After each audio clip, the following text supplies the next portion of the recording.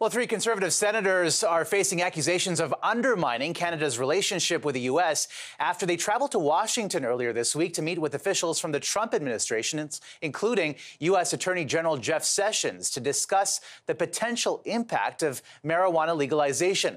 One of the senators on that trip is Denise Batters, now back home. She joins us now from Regina. Senator Batters, good to see you.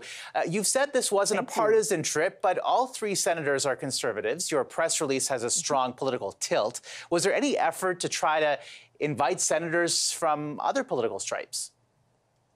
Well, it was a trip that was actually set up in relatively short fashion from when we actually went. And, we're three senators who are all on the Legal and Constitutional Affairs Committee. One of the senators, Claude Carignan, is the critic of the bill. Another one is the deputy chair of that legal committee. And we're all senators from the Conservative caucus who meet, actually. We're the only group that continues to meet as a national caucus in the Senate. So I think it was kind of a natural thing to have happen, actually.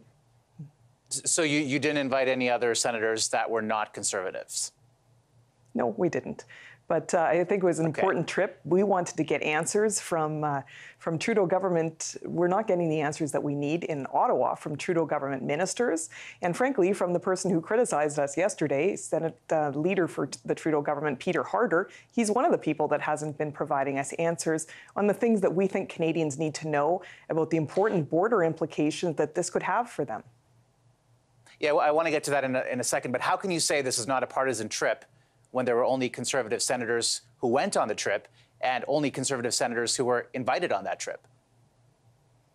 I think the main purpose of the trip was to get answers for Canadians. We're not getting those answers in Ottawa from the Trudeau government ministers, including Minister Ralph Goodale, who has come to our Senate committee recently and made it sound like it's not really that big of a deal as long as you're not transporting marijuana across the border from one side to the other. That's really all you need to worry about. So we wanted to go and find out if that was actually the case. We didn't think it was. And we found very clear answers from U.S. administration officials that no, that is not the case, including from Homeland Security officials. So it was an important trip to find out information.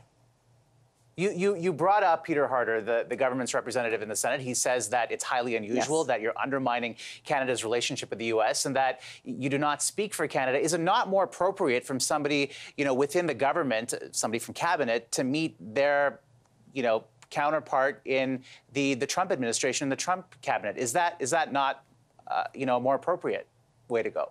I imagine that those types of meetings go on all the time. I hope that they do.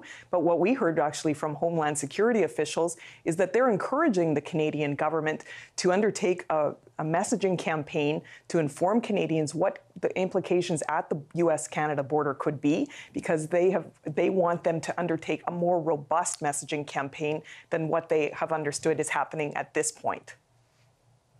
Senator Batters, what was the price tag for taxpayers for this trip? Each of us paid for our particular trip with our individual senators' travel budget, and were allowed to go to Washington to do Senate business.